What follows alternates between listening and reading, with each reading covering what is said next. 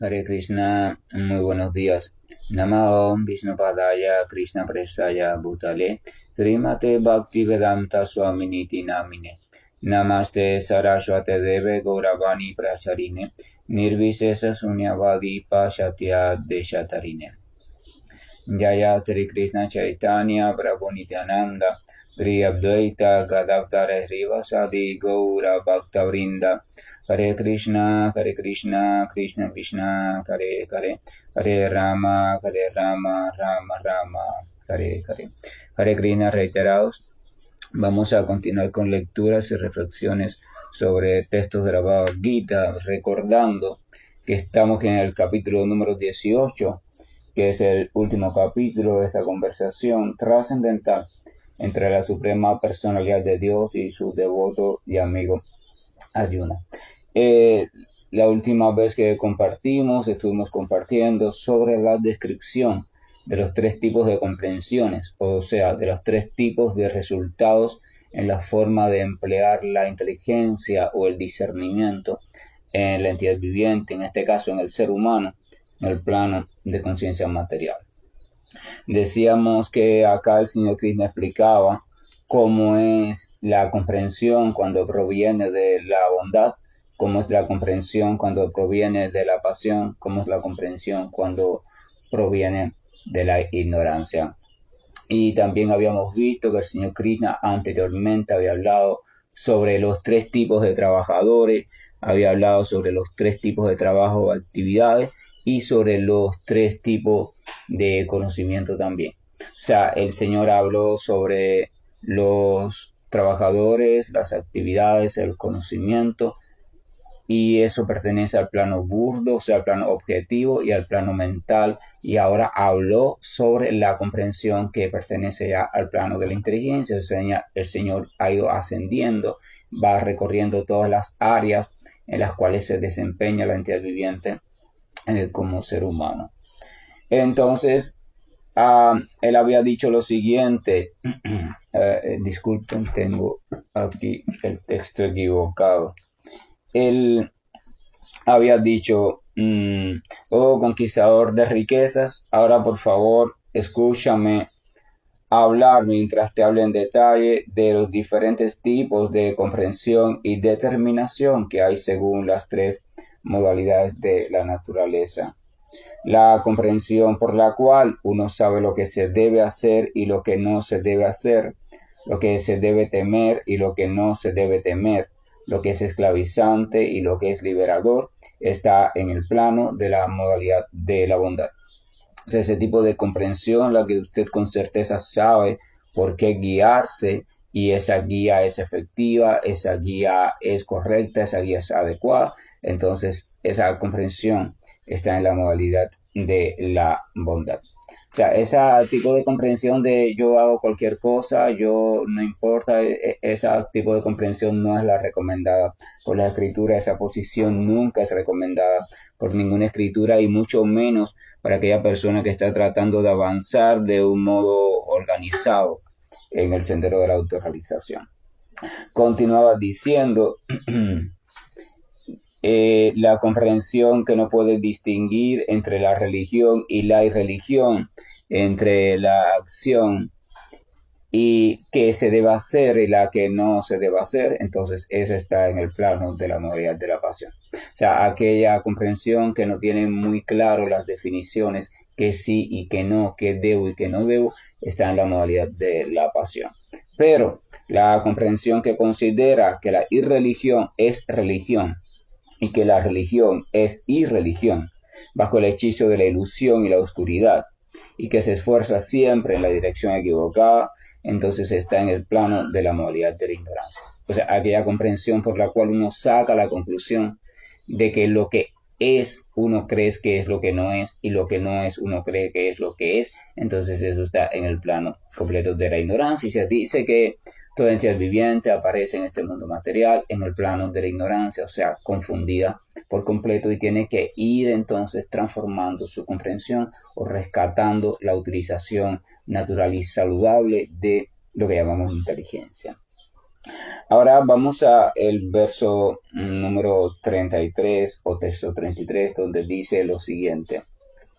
Oh hijo de Prita, la determinación que es inquebrantable, que se sostiene con constancia mediante la práctica del yoga y que de ese modo controla las actividades de la mente, de la vida y de los sentidos, es determinación en el plano de la modalidad de la bondad.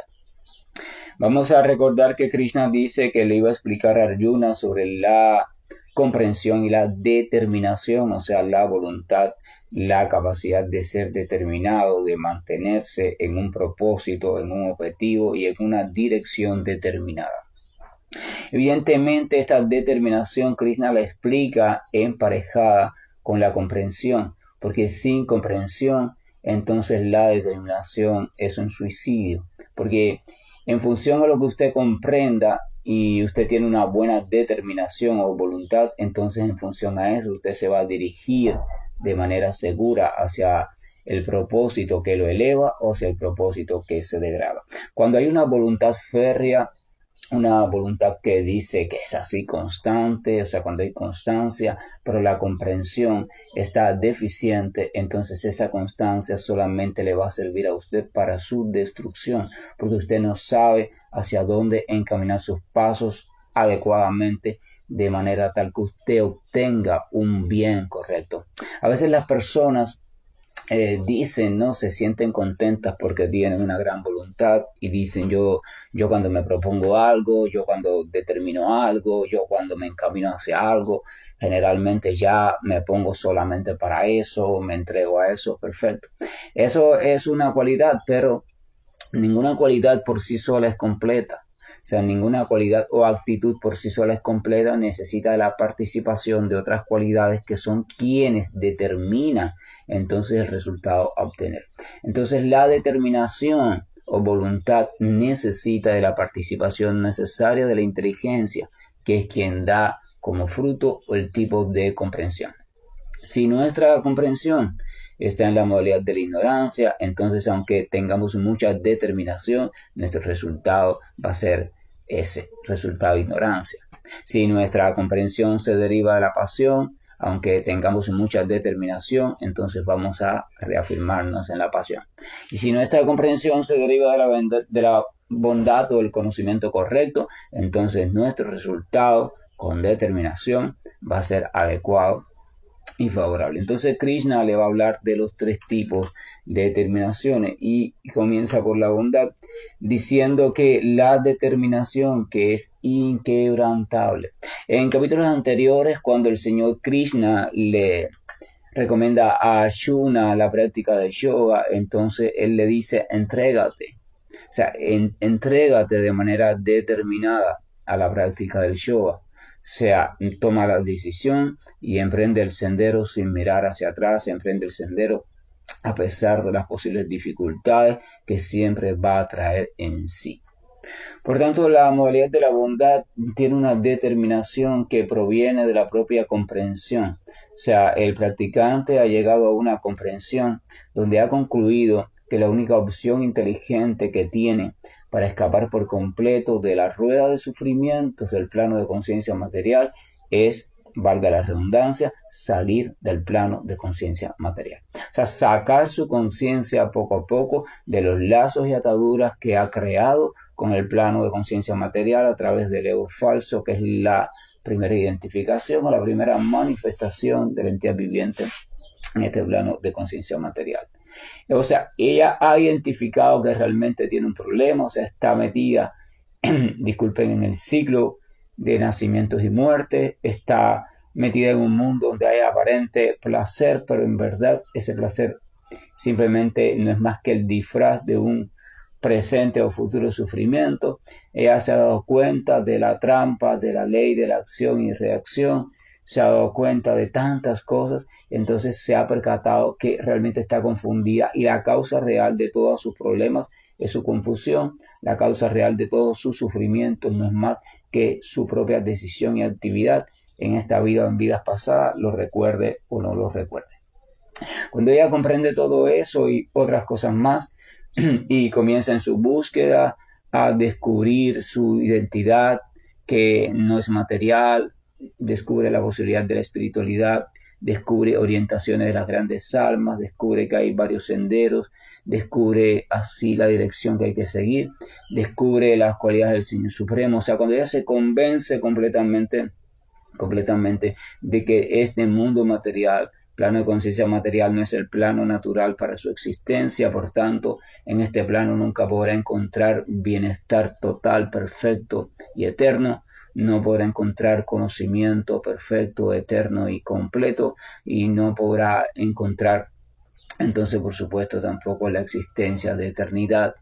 Y entonces se da cuenta de eso y entonces con determinación dice ya, yo decido, yo he elegido, yo quiero acceder a aquello a lo cual o sobre lo cual las escrituras reveladas me hablan, en las cuales yo confío, aquello sobre lo cual las grandes almas me hablan, en lo cual yo también ahora estoy confiando, o sea, hay fe firme, entonces ella tiene determinación. Cuando esa determinación es basada en ese tipo de comprensión y cuando esa determinación es así de firme, entonces se dice que está en la modalidad de la bondad, si está guiada por una comprensión como la que expliqué anteriormente. Continúa diciendo lo siguiente. Que se sostiene con confianza mediante la práctica del yoga. Aquí vamos a ver yoga como la relación con el Supremo.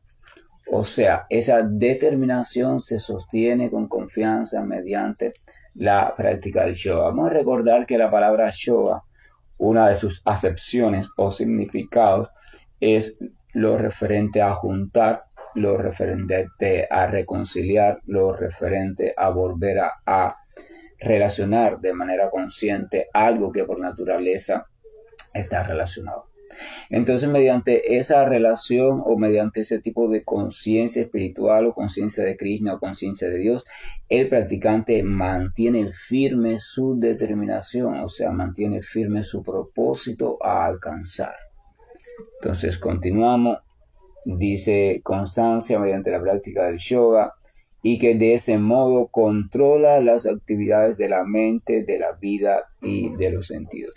También sabemos que todo sendero serio tiene como propósito controlar aquello que te está controlando. O sea, evidentemente uno no puede ser totalmente libre, la entidad viviente nunca puede ser libre, mientras que hayan aspectos del plano de conciencia material que te estén arrastrando, que te estén controlando. No hay posibilidad de liberación. Entonces se dice que con una determinación sostenida mediante la práctica de yoga, o sea, mediante el proceso de conciencia de Dios o conciencia espiritual, entonces la entidad viviente puede ir controlando sus actividades de la mente, puede ir controlando las actividades de su vida cotidiana y las actividades de los sentidos, porque los sentidos, la vida cotidiana y la mente son aquellos espacios donde se han desarrollado las diferentes ataduras que lo mantienen anclado al plano de conciencia material. O sea, evidentemente está hablando de control. Vamos a recordar que anteriormente hemos mencionado la palabra regulación. O sea, para uno implementar regulación en su vida tiene que tener determinación. ¿Cuántas personas, quizás en la vida personal de cada uno, no hemos querido a veces en diferentes momentos y quizás hoy en día todavía transformar algunos aspectos, dejar algunas conductas y sin embargo reincidimos en ellas? Entonces eso quiere decir que en esa área la regulación efectiva no ha podido ser posible. O sea, en esa área por algún motivo la determinación no ha podido aplicarse de manera adecuada. Entonces volvemos al punto, regulación es importante, pero la regulación necesita una determinación, pero la determinación solo se puede hacer cuando hay una comprensión sólida. O sea, usted comprende, usted ha comprendido perfectamente por usted mismo, con la ayuda de otros, pero por usted mismo, lo trascendental, lo necesario, lo imprescindible de esa transformación o de esa regulación. Tiene que venir de usted mismo la convicción, o sea, usted tiene que realizar esa comprensión. Eso también es parte de la autorrealización. Autorrealización no solo significa vivir como lo que soy en verdad, sino significa llegar a realizar en mí mismo una conclusión. O sea, cuando yo llego a una determinada comprensión sobre algo, ese llegar yo mismo a esa comprensión, ese poder verlo con claridad, eso es un elemento de autorrealización. Yo estoy autorrealizando. Bhaktivinoda Thakur dice que en verdad no hay otro modo natural de alcanzar la etapa suprema que a través de la autorrealización. Yo tengo que ir autorrealizando todas las etapas, yo tengo que ir realizando en mí mismo, en mi propia experiencia, cada escalón del camino. Yo tengo que irlo realizando. No solamente aprendiendo de memoria, no solamente filosofando sobre él, sino que yo tengo que experimentarlo. Entonces esa experiencia, esa realización, o sea, yo lo he realizado, yo lo he experimentado, por tanto eso se llama autorrealización. Continúa diciendo, esa determinación está en el plano de la modalidad de la bondad, o sea, la determinación que es inquebrantable, que se sostiene con constancia mediante la práctica del yoga y que de ese modo controla las actividades de la mente, de la vida y de los sentidos. Vamos a ver el comentario de Srila Prabhupada de ese verso. Prabhupada dice, el yoga es un medio para llegar a entender al alma suprema. Aquel que está fijo en el alma suprema constantemente y con determinación, concentrando en el Señor Supremo la mente, concentrando en el Señor Supremo su vida y concentrando en el Señor Supremo sus actividades de los sentidos, o sea, dedicando todo al Señor. Entonces se está ocupando en el plano de conciencia de Dios o conciencia de Krishna. Esa clase de determinación se dice que está en el plano de la modalidad de la bondad.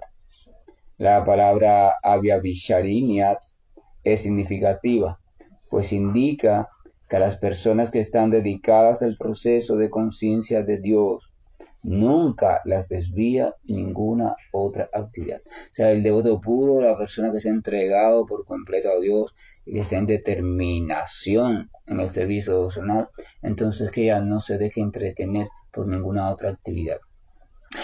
Una de las cosas que intervienen aquí es que ella no está fija en los frutos o en los resultados del trabajo.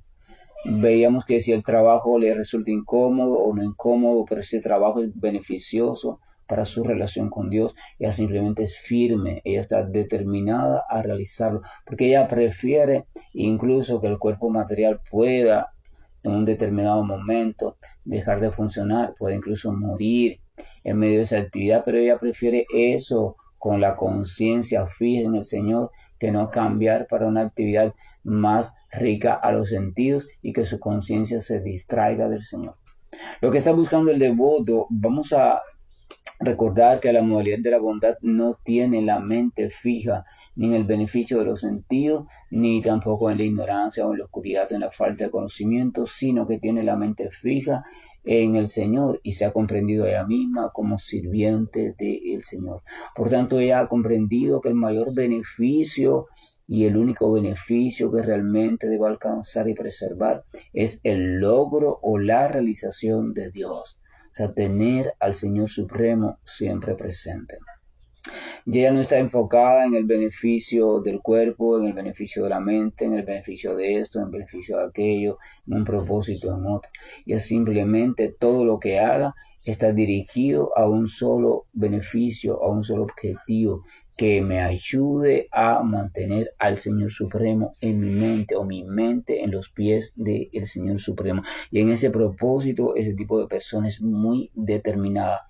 Por eso una persona desde fuera, o sea, desde el plano externo, no puede entender al devoto. Porque a veces el devoto puede hacer cosas que desde el punto de vista físico no estén siendo favorables y aún así él la esté haciendo porque desde el punto de vista espiritual le están siendo favorables. Pero esa persona que está externamente observando no puede comprender eso, entonces cuestiona o no entiende por qué el devoto está asumiendo o manteniendo ese tipo de conducta. Evidentemente el devoto no asume una conducta que pueda ser un poco agresiva a veces al cuerpo, por capricho ni por austeridad. Él la asume únicamente por una guía certera. Por ejemplo, si su maestro espiritual o una autoridad competente le indica una determinada función, un determinado servicio, entonces a veces ese servicio puede que en algunas circunstancias le traiga alguna molestia al cuerpo, como algún tipo de ayuno, o a veces el descanso es poco, o a veces las condiciones donde está, a veces los viajes son muy largos, o lo que sea. O sea, le trae algún tipo de dificultad, pero el devoto se mantiene con determinación. Él no se pone a reflexionar, no, este tipo de servicio que estoy realizando, que me han encomendado, ese tipo de servicio me da a veces un poco de frío, me da a veces un poco de calor, me da a veces un poco de cansancio en las piernas. No, él simplemente dentro de sus posibilidades realiza lo mejor que puede ese servicio, porque el propósito de él es satisfacer, a aquella inteligencia que él ha considerado está superior a la suya y que lo está orientando en el sendero del servicio devocional. Entonces ese es el entrenamiento, necesariamente es así. El entrenamiento de servicio devocional no es un entrenamiento donde yo estoy buscando mi comodidad. No, yo quiero que me indique la actividad, o yo quiero que me indique la sadhana que sea lo más cómoda para mí. O sea, esa idea de comodidad siempre está pensada desde el punto de vista físico. Las personas dicen que yo me sienta cómodo, casi siempre se refieren al punto de vista físico y al punto de vista mental. Que mi mente esté cómoda, que yo esté en una situación cómoda, que mi cuerpo esté cómodo. Entonces, realmente no está funcionando como sirviente, está funcionando como amo, porque esa posición de que yo quiero, yo elijo, yo decido y que sea para mi comodidad, entonces es la posición de amo. Pero el servicio devocional significa sirviente, empieza como sirviente, o sea, es una entrega total donde yo me estoy entregando a ti, tú eres quien decide lo que yo voy a hacer. Yo me estoy convirtiendo en una herramienta. Vamos a recordar que la relación con Dios en el plano de conciencia material no es directa, entonces el discípulo busca la relación con un representante de Dios y toma a ese representante como representante de Dios, así de simple, no como Dios, pero sí como su representante. Por tanto, sirviente del Señor significa sirviente de su representante. Por tanto, el servicio devocional significa realmente en este plano de conciencia servir a los representantes puros o representantes fidedignos o los representantes verdaderos del Señor Supremo. Esa es la clave del éxito para el servicio devocional en el plano de conciencia material, o sea, allí donde yo identifico a un representante puro del Señor Supremo, entonces mi vida como sirviente o devoto se vuelve exitosa si yo me preocupo por prestar servicio amoroso a ese representante. Entonces ese es la ejercitación, ese es el entrenamiento, en eso consiste el sendero de conciencia de Dios, básicamente. Por eso es necesario el otro. O sea, servir significa que hay a quien servir, hay un servidor, o sea, la persona que sirve, y hay una actividad determinada que se llama servicio en medio de una circunstancia determinada. Pero el servidor y el servido son necesarios. Yo tengo que tener un servido. Hay personas que dicen, no, yo no tengo que servir a nadie, yo simplemente sirvo al Señor Supremo y para mí el Señor Supremo está en todas partes, así que yo estoy sirviendo. Esa realización o esa conclusión parece muy elevada, pero en verdad, a no ser que la persona sea un alma muy elevada, con una comprensión perfecta, le va a ser difícil mantenerse en esa postura porque se va a perder, se va a distraer con facilidad. Entonces la única forma de no distraerse con facilidad es aterrizar esa abstracción y localizarla en algo o en alguien. O sea, no es lo mismo cuando usted dice, no, lo mío es servir a Dios, Dios está en todas partes, así que yo sirvo a cualquier cosa, que cuando usted toma una referencia objetiva, yo asumo un maestro, entonces mi papel, según las escrituras, las indicaciones, es servir a ese maestro, entonces yo voy a tomar a ese maestro como representante del Señor. Evidentemente, usted primero que nada usted sancionó, o sea, usted verificó, usted meditó, usted buscó referencia sobre esa persona. O sea, vamos a suponer que su determinación de escoger a fulano como maestro es certera. No estamos hablando de falsos maestros. Es certera, perfecto. Ya usted lo decidió, ya usted lo comprobó. Entonces usted ahora se entrega. Usted simplemente comienza a servir y lo toma como referencia. Es a través del servicio de ese servidor que a su vez sirvió a otro, que a su vez servía a otro, que a su vez servía a otro, así, así, así, hasta que llegamos a Dios. Eso es lo que significa das, das, no das, o sea, el sirviente, el sirviente, el sirviente. Lo que nos enseña Chaitanya Mahaprabhu es servir al sirviente del Señor, que a la vez es el sirviente de otro sirviente del Señor, que es un camino de servicio. Bhakti no es un camino de poderes místicos, Bhakti no es un camino de relevancia en cuanto a ir ganando estatus social, Bhakti no es un camino de donde se nos reverencia, Bhakti es un camino de servicio. Es un camino donde yo me hago experto en servicio, o sea, no volvemos servidores. Si la humanidad entera o gran parte de la humanidad o 1% representativo de la humanidad tuviera mentalidad de servicio, entonces la humanidad fuera maravillosa aún en este planeta del mundo material. Si pensamos y reflexionamos con cuidado en la realidad social que existe hoy en día, las diferentes cosas, los conflictos, las cosas, vamos a ver que hay una ausencia de actitud de servicio. Si esa ausencia no estuviera presente y en la mentalidad de la humanidad tuviera una mentalidad de servicio dirigida al servido adecuado, o sea, un objeto de servicio que sea correcto y adecuado, entonces todo el mundo sirviera con armonía y con buena guía en función de ese objeto de servicio, y los representantes de ese objeto, entonces nada de los desastres de esto estarían pasando, y de hecho tampoco estaría ocurriendo una ruptura entre el hombre y la naturaleza. Entonces vamos a ver que es el mayor beneficio que podemos proporcionarle realmente a toda entidad viviente, incluyendo a toda criatura que está en este planeta, es dar un ejemplo de servicio, que nuestra vida sea un ejemplo de servicio, pero ojo, el ejemplo de servicio, vamos a recordar que aquel servicio que está dirigido sin conocimiento, o sea, simplemente se dirige a cualquier cosa, a cualquier persona, a cualquier elemento, ese servicio está en la modalidad de la ignorancia. No se puede llamar servicio devocional, porque el servicio devocional parte de una comprensión profunda desde la modalidad de la bondad, parte de la comprensión de quién es el verdadero objeto de servicio. Pasa lo mismo que con la fe y la caridad. Si la caridad no se da a la persona apropiada en el lugar indicado, en el momento indicado, está en la modalidad de la ignorancia. Si la caridad se da para obtener un beneficio personal propio de aquel que la da, está en la modalidad de la pasión. Lo mismo pasa con el servicio. Yo puedo dedicarme a servir, pero ese servicio está buscando un beneficio personal, está buscando fama o algún tipo de lucro, o está buscando que me elijan como esto o como aquello. Hay un cierto propósito personal. Entonces eso tampoco es servicio devocional, porque el servicio devocional es amoroso y desinteresado, pero no solo eso, sino a la suprema personalidad de Dios, a su representante puro.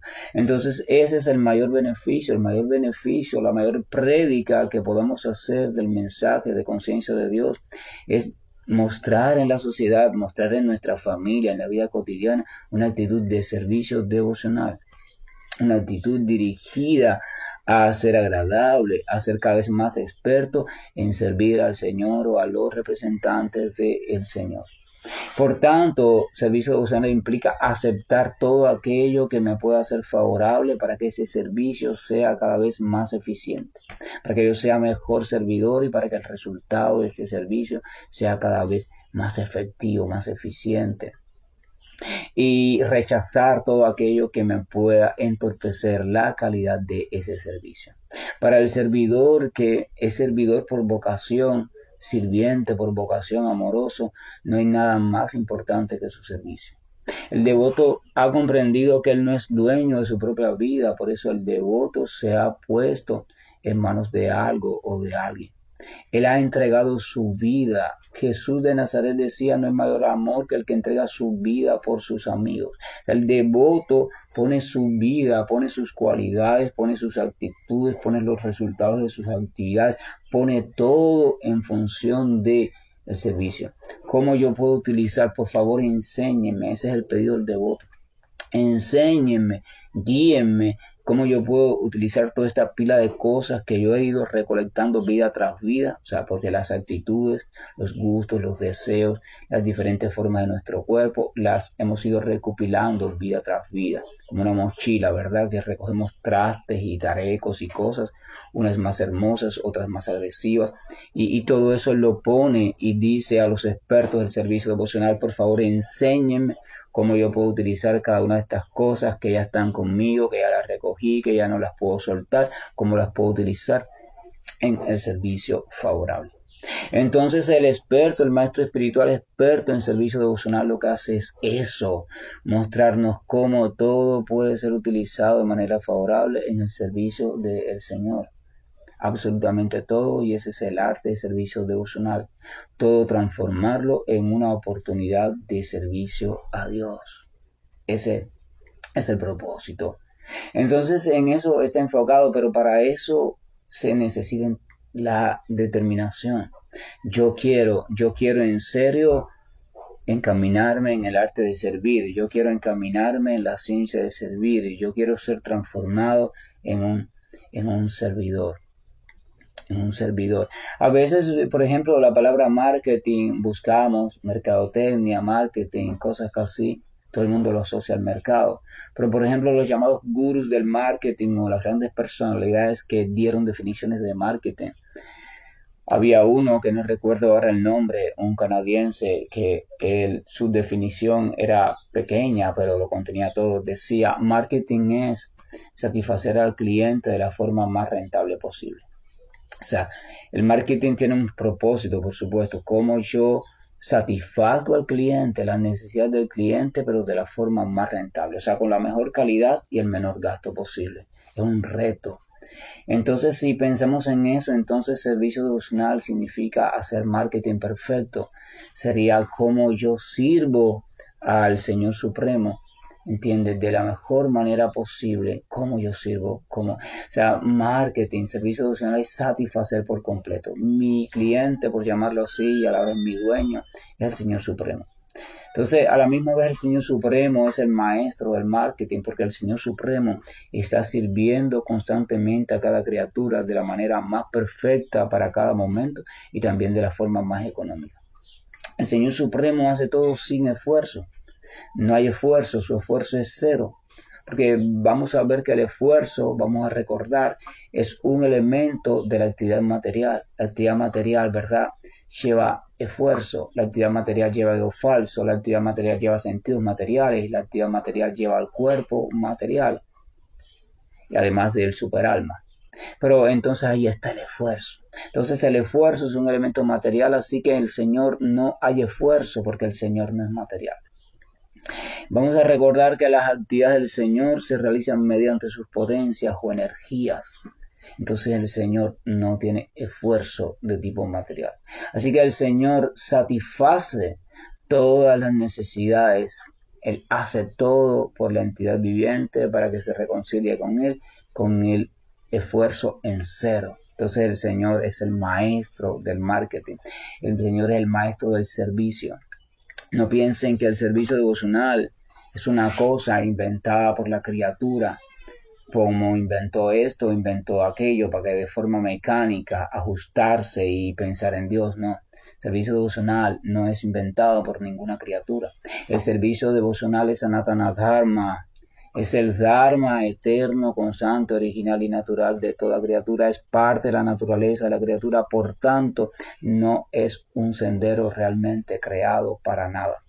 El servicio devocional está allí, es simplemente redescubrir nuestra actividad original, pero para redescubrirla evidentemente necesitamos guía. La guía no es para el servicio devocional, la guía es una guía que nos ayuda a purificarnos, es la purificación que nos haga redescubrir lo que ya está allí, que es la aptitud de servir a la suprema personalidad de Dios.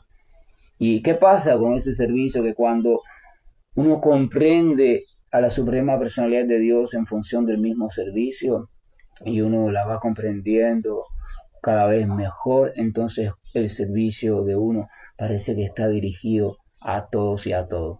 Pero en verdad el servicio del devoto no está dirigido a nadie ni a nada. Está dirigido al Señor Supremo, y allí donde Él comienza a ver, a realizar la presencia de Dios, entonces allí Él está dirigiendo su servicio.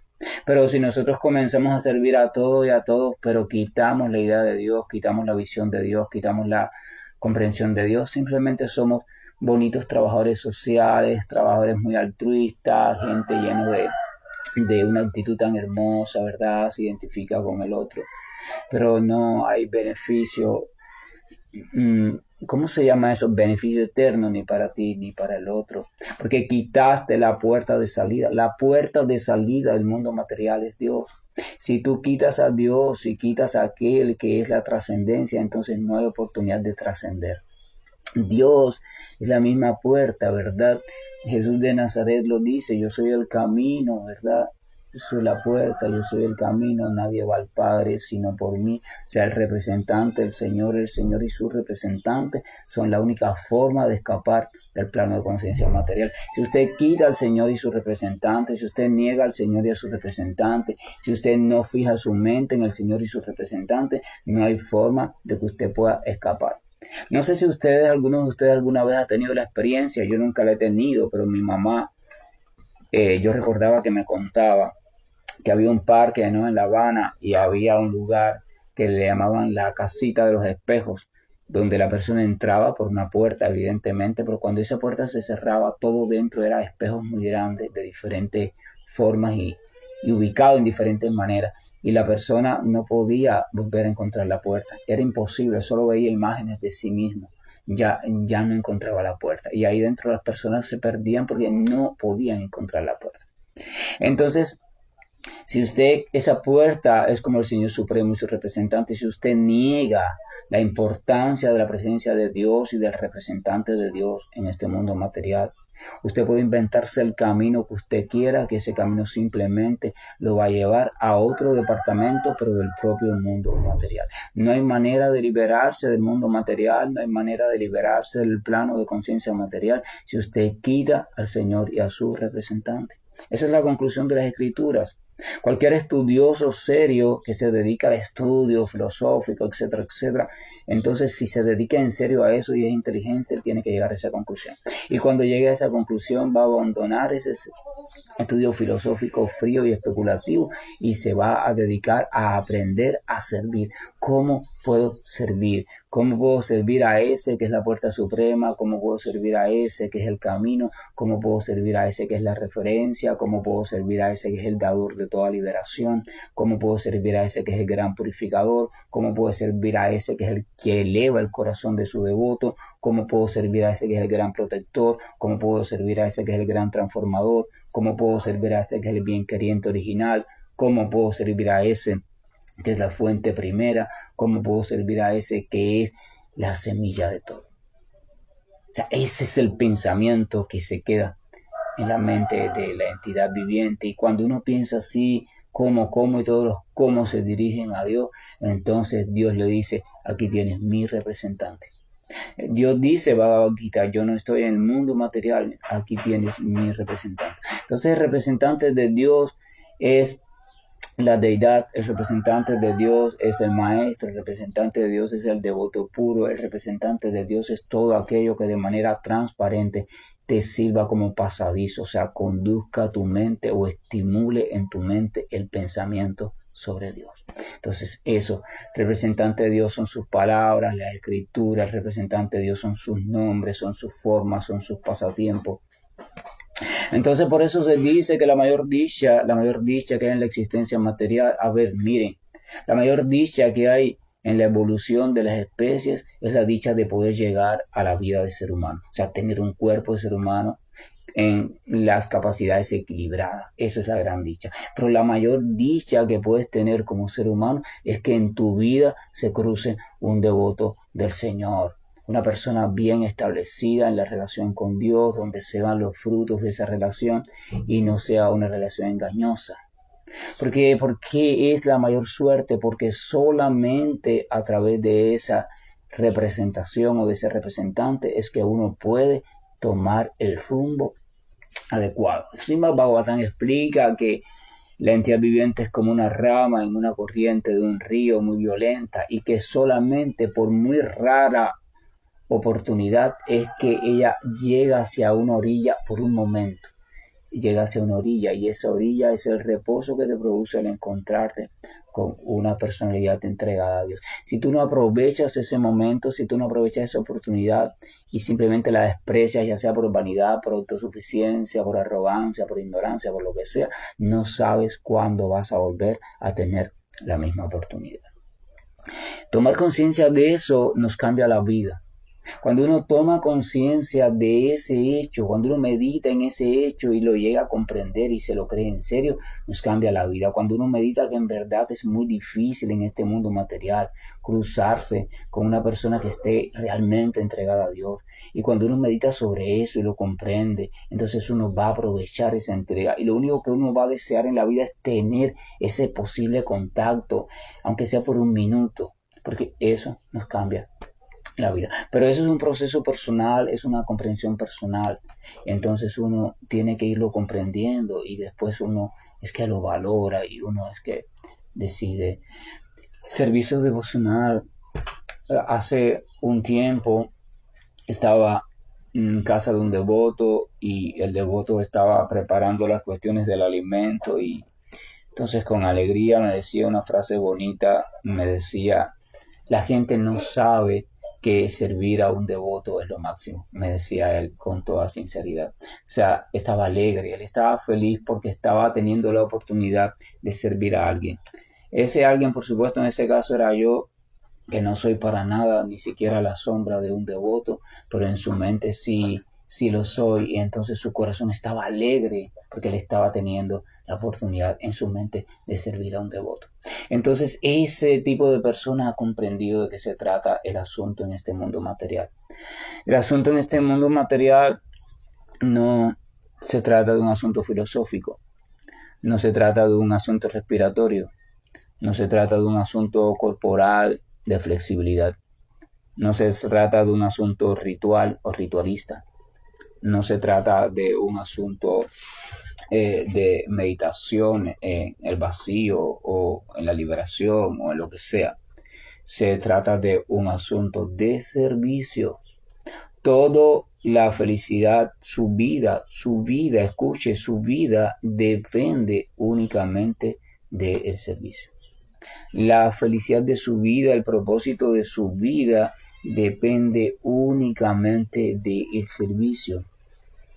En eso va nuestra vida, únicamente del servicio. Entonces, llegar a comprender eso es el asunto más importante de la vida. O sea, el servicio devocional, de eso se trata todo. Servicio devocional. Si yo logro comprender eso, entonces el asunto es genial. O sea, yo debo comprender. Todo el éxito de mi vida, la autorrealización, depende de que yo comprenda la importancia del servicio. Servicio devocional favorable. ¿A quién? A la suprema personalidad de Dios. Que la gracia y el amor del Señor nos acompaña a todos. Disculpen, durante este día domingo tenemos tanto que reflexionar. Yo quiero que dentro de sus diferentes comprensiones, sus diferentes problemas, las diferentes cosas en las cuales cada uno está implicado, yo quiero que dediquen tiempo a reflexionar y a observar su vida, a sentir su corazón, a sentir la presencia en medio de ese corazón. Mirar hacia atrás, pasado, recordar niño, joven, adulto, mirar la familia o la no familia, mirar las expectativas del futuro, mirarlo todo, mirar la dinámica, mirarlo todo. Y que aparte de todo eso, reflexionen en el servicio y se pregunten, ¿cómo sería el mundo si todo el mundo tuviera una actitud de servicio, no hacia nada en específico, sino hacia la vida en sentido general, hacia la fuente de la vida? Yo quiero que se pregunten cómo hubiera sido mi pasado si todas las personas que se hubieran relacionado conmigo, incluyendo mi familia, etcétera, etcétera, y yo mismo, si todos hubiéramos tenido una actitud de servicio favorable al Señor Supremo. ¿Cómo hubiera sido cada etapa de yo como estudiante, yo como trabajador, yo como esposo, yo como esposa, yo como adolescente, si yo hubiera tenido la orientación de cómo vivir una vida en servicio amoroso al Señor Supremo? ¿Cómo puede ser mi futuro si yo meto en Él, si yo introduzco en Él el deseo de aprender a servir de manera favorable a Dios?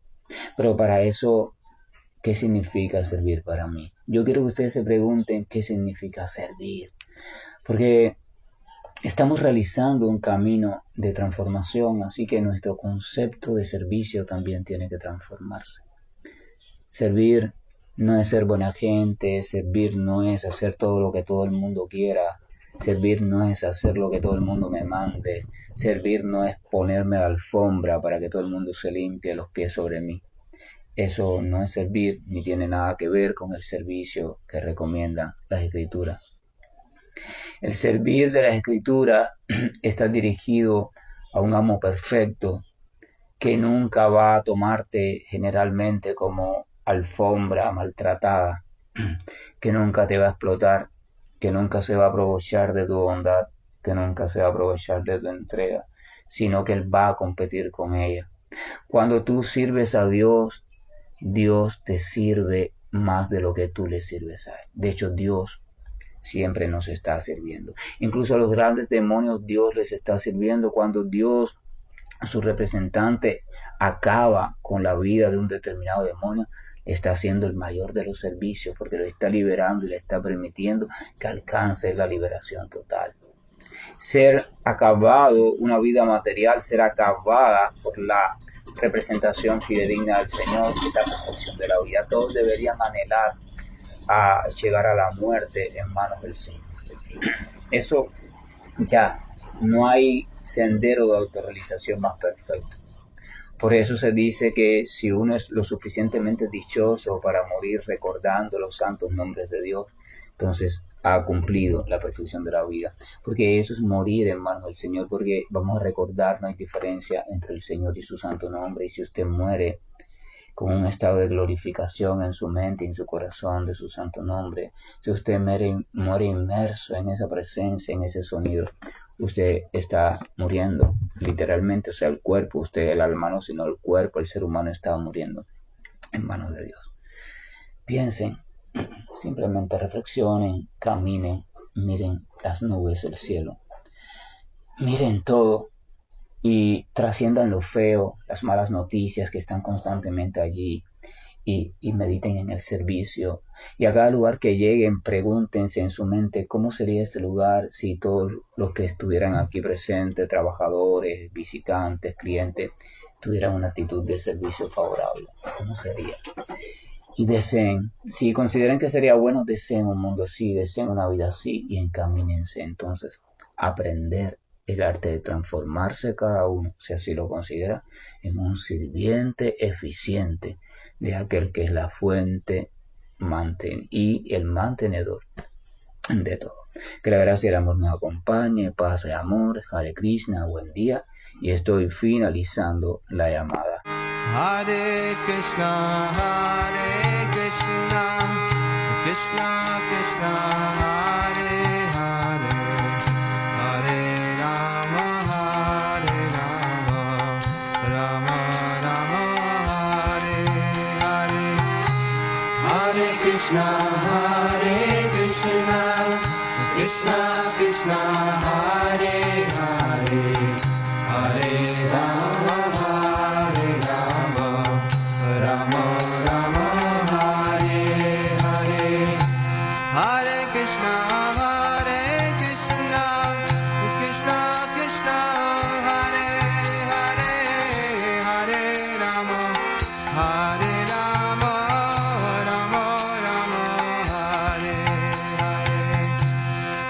Krishna, Krishna Krishna, Hare Hare, Hare Rama, Hare Rama, Rama Rama, Hare Hare. Hare Krishna, Krishna Krishna, Hare Hare, Hare Rama, Hare Rama, Rama Rama, Hare Hare. Hare Krishna.